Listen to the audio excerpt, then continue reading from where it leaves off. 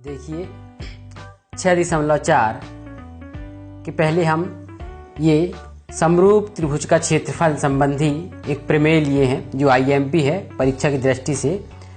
ये बड़े प्रमेय में आता है और समझ में आ गया तो बहुत सरल बन जाता है। देखिए दो समरूप त्रिभुजों के क्षेत्रफलों का अनुपात उनकी संगत भुजाओं के अनुपात के वर्ग के बराबर होता है। देखिए दो समरूप त्रिभुज ये दिया है। देखिए इबारत प्रमेय से ही हम क्या दिया है और क्या सिद्ध करना है ये निष्कर्ष निकाल सकते हैं। तो जो दिया है उसको हम लिखते हैं और जो सिद्ध करना है उसको भी लिखते हैं। तो दिया है दो समरूप त्रिभुज ABC और दूसरा त्रिभुज है PQR। तो इनकी संगत भुजाओं के वर्ग के अनुपात के बराबर क्या होता है? इन दोनों त्रिभुजों के क्षेत्रफलों का अनुपात। तो देखिए हमको जो दिया है उसको लिखेंगे हम। दिया है प्रमेय में पहले लिखते हैं दिया है। क्या दिया है? दो समरूप त्रिभुज ABC समरूप है त्रिभुज PQR की। ये दिया है दो समरूप त्रिभुज और इनकी संगत भुजाओं का जो वर्ग अनुपात का जो वर्ग के बराबर होता है, मतलब इसको हम सिद्ध करना में लिखेंगे। दो समरूप त्रिभुज दिए हुए हैं ABC और PQR। अब देखिए इसमें हम दो शीर्ष लंब खींचे हैं, इनको हम रचना में लिखेंगे। अब सिद्धेय में क्या लिखेंगे?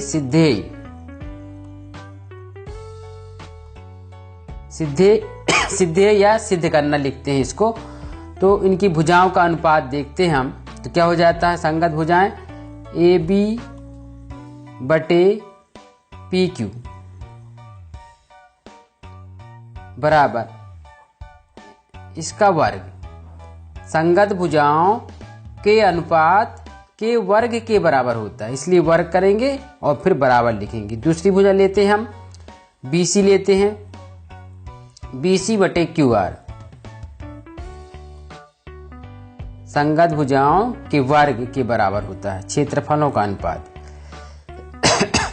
तीसरी भुजा लेते हैं CA बटे PQ। दो समरूप त्रिभुजों के जो क्षेत्रफलों का अनुपात है, हमको पहले क्षेत्रफल लिखना था। त्रिभुज ABC का क्षेत्रफल बटे त्रिभुज PQR का क्षेत्रफल। देखिए दो समरूप त्रिभुजों का क्षेत्रफलों का जो अनुपात है उनकी संगत भुजाओं के अनुपात के वर्ग के बराबर होता है, ये सिद्ध करना है। देखिए ये पॉइंट को हम फर्स्ट में लिखना था लेकिन नहीं लिख पाए, तो इसको हम लास्ट में लिख दिए हैं। एक ही बात है वो। अब देखिए सिद्धेय के बाद हम एक रचना लिखेंगे। प्रमेय में जो अलग से रचना करते हैं उसको हम रचना में लिखते हैं। तो रचना क्या किए हैं कि त्रिभुज ABC के शीर्ष से AM लंब BC खींचा। AM लंब BC एवं PN लंब QR खींचा। जो अलग से रचना करते हैं उसको हम रचना में लिखते हैं। अब देखिए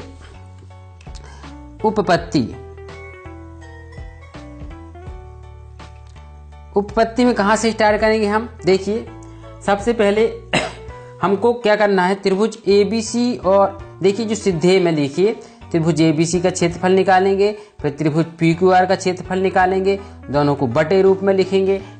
पहला पॉइंट यही करेंगे हम। तो देखिए त्रिभुज ABC का क्षेत्रफल बराबर क्या हो जाएगा? 1/2 आधार गुणित ऊंचाई। 1/2 आधार क्या है? BC है और गुणित ऊंचाई क्या है? AM। इसी प्रकार इसको समीकरण 1 मान लेते हैं। फिर निकालेंगे त्रिभुज PQR का क्षेत्रफल बराबर 1/2 आधार क्या है? QR और गुणित ऊंचाई क्या है Pn। ये समीकरण 2 मान लिए।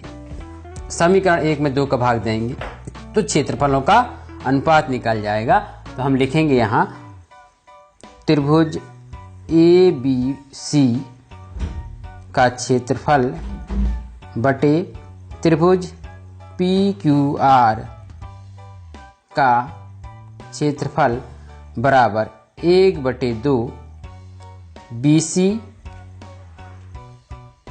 गुणित AM बटे 1/2 QR गुणित PN।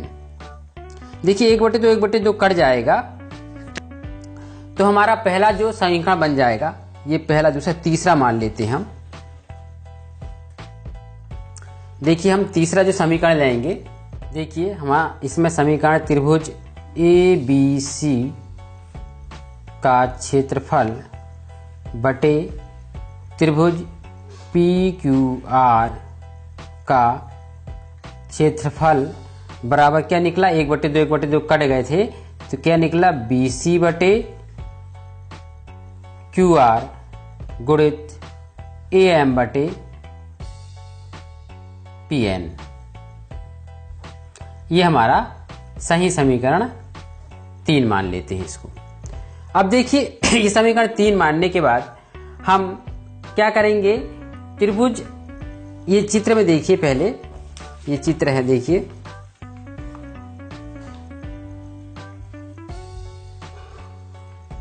ये चित्र में कि हमको समीकरण 3 जो निकला है वो त्रिभुज के क्षेत्रफल से निकला है, जो सिद्ध करना था त्रिभुज के क्षेत्रफलों का अनुपात। अब दूसरा जो है पॉइंट हम कहां से निकालेंगे, त्रिभुज ए बी और एम। देखिए लंब डला है, मतलब ये ए एम, तो ए बी और एम और त्रिभुज पी क्यू एन में लेंगे। त्रिभुज ए बी एम और त्रिभुज पी क्यू एन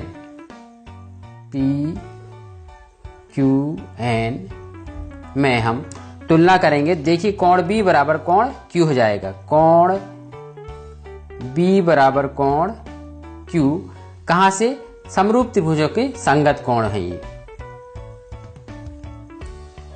समरूप त्रिभुज के संगत कोण बराबर होते हैं। ये दोनों त्रिभुज समरूप दिया है क्वेश्चन में, प्रमेय में, तो कोण B बराबर कोण Q हो जाएगा। ये पहला पॉइंट हम यहां से लिख लिए। अब देखिए दूसरा पॉइंट, ये जो लंब डाला है, लंब का कोण देखिए ये 90 अंश हो जाएगा और ये भी 90 अंश हो जाएगा। तो हम लिखेंगे कोण M बराबर कोण N। कोण M बराबर कोण N कहां से, लंब से, या 90 अंश लिख सकते हैं हम, बराबर 90 अंश से, लंब है तो 90 अंश होगा, लंब का कोण 90 अंश। देखिए दो कोण बराबर हो गए तो हम क्या लिख सकते हैं, जब किसी त्रिभुज के दो कोण संगत दो कोण के बराबर हैं तो ये त्रिभुज समरूप हो जाते हैं। तो हम लिखेंगे कोण कोण समरूपता से त्रिभुज ए बी एम समरूप है त्रिभुज पी क्यू एन के। कहां से, कोण कोण समरूपता से।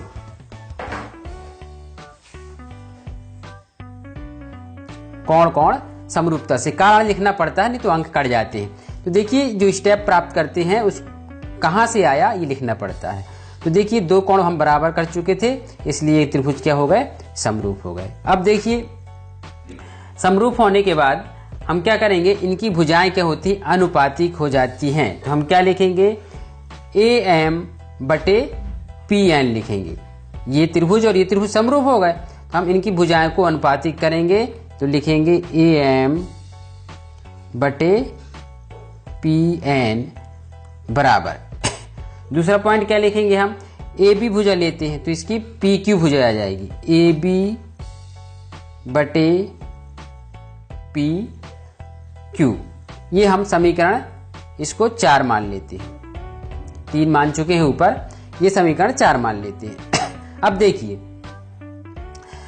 ये 4 मानने के बाद हम जो दिया है त्रिभुज ABC समरूप है त्रिभुज PQR, उससे हम क्या लिख सकते हैं, त्रिभुज ABC समरूप है त्रिभुज PQR, तो हम क्या लिख सकते हैं इसके अनुसार, AB बटे PQ लिख सकते हैं, AB बटे PQ बराबर BC बटे QR, BC बटे QR बराबर AC बटे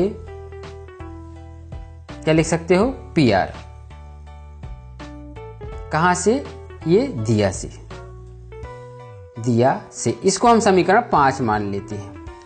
अब देखिए, ध्यान से देखिए आप, ये जो समीकरण 3 है उसमें BC बटे QR AM बटे PN है, तो ये BC बटे QR जो दिया है, हम BC बटे QR ये देखो दिया में है, तो इतना बराबर हम क्या लिख सकते हैं, AB बटे QR। तो समीकरण 5 से हम समीकरण 3 में मान रख देंगे, BC बटे QR के स्थान पे, BC बटे QR के स्थान पे AB बटे PQ रख रहे हैं। क्यों रख रहे हैं, क्योंकि ये तीनों बराबर इक्वल हैं, एक दूसरे के बराबर हैं, तो इसके स्थान पे हम इसको रख सकते हैं समीकरण 3 में। तो यहां लिखेंगे हम समीकरण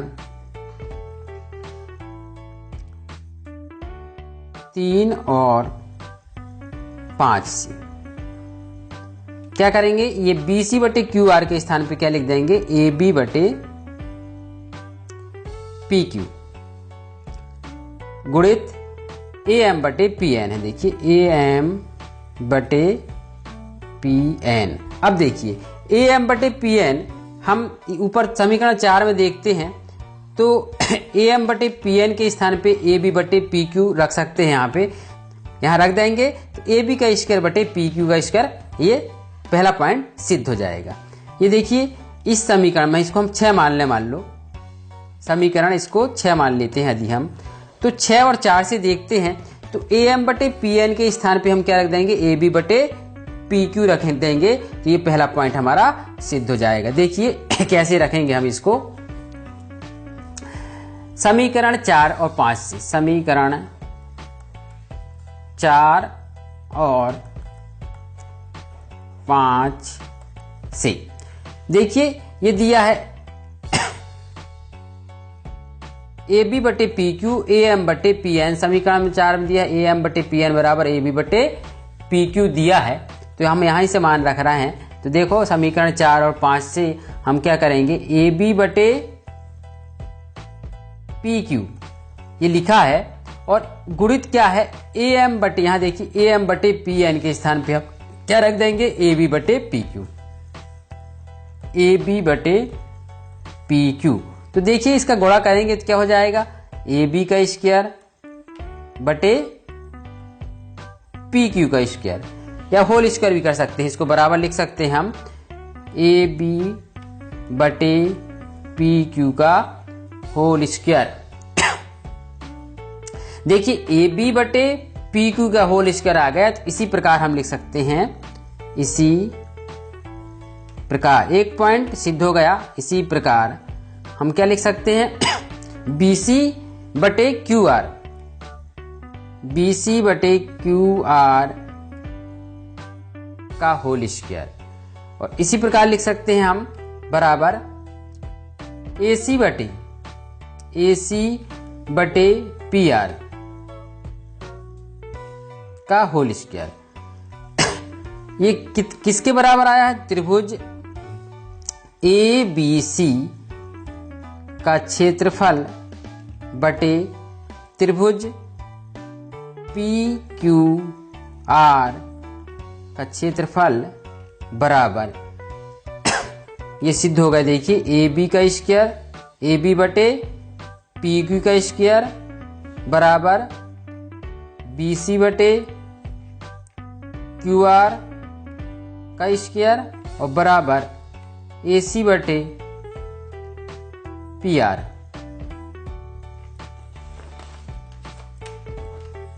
का स्क्वायर।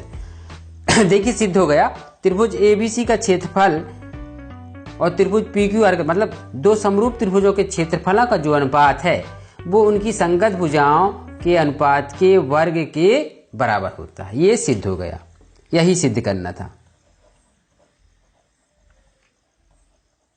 इति सिद्धम्।